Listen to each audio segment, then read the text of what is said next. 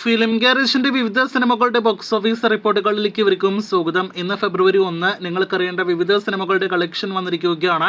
ആദിത്യ വിശാലിന്റെ 12 വർഷങ്ങൾക്ക് മുന്നേ ഷൂട്ടിംഗ് പൂർത്തിയാക്കിയ മദഗജരാജ കളക്ഷനാണ്. സിനിമയുടെ വേൾഡ് വൈഡ് ഗ്രോസ് 53 കോടി പിന്നിട്ടിരിക്കുകയാണ്.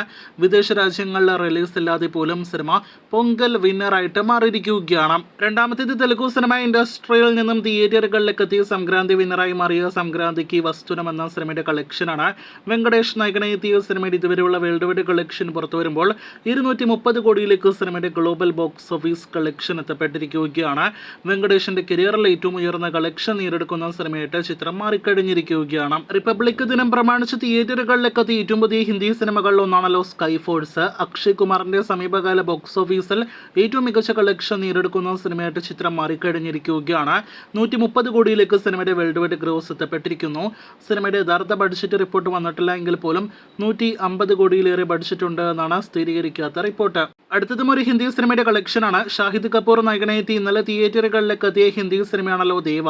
പൃഥ്വിരാജിന്റെ Malayalam super hit cinema Mumbai പോലീസിന്റെ ഹിന്ദി റീമേക്കായിട്ട് തിയേറ്ററുകളിലേക്ക് എത്തിയ സിനിമയ്ക്ക് ആദ്യ ദിവസം 10 കോടി വേൾഡ് വൈഡ് ഗ്രോസ് വന്നിരിക്കുകയാണ്. കാത്തിരിക്കൂ അടുത്ത ദിവസങ്ങളിലെയും കളക്ഷൻ അറിയാനായിട്ട്.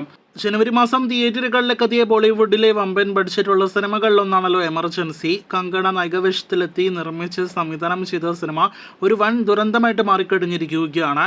22 കോടിയാണ് സിനിമയുടെ ഇതുവരെയുള്ള വേൾഡ് വൈഡ് ഗ്രോസ്.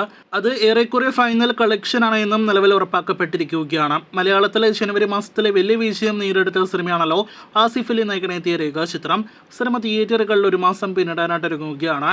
സിനിമയുടെ ഏറ്റവും പുതിയ ശനിയാഴ്ച ദിവസവും സിനിമയ്ക്ക് മികച്ചതായി മാറിയിരിക്കുകയാണ്. ഇന്നലെ ഇതേ സമയം 5 ലക്ഷത്തിന് മുകളിലാണെങ്കിൽ ഇന്ന് 8 ലക്ഷത്തിൽ പരമാണ് സിനിമയുടെ കേരള ട്രാക്കിംഗ് ഗ്രോസ്.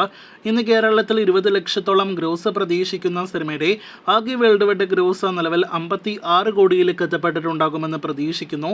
കാത്തിരിക്കൂ നാളത്തെ ഉൾപ്പെടെയുള്ള കളക്ഷനായിട്ട്.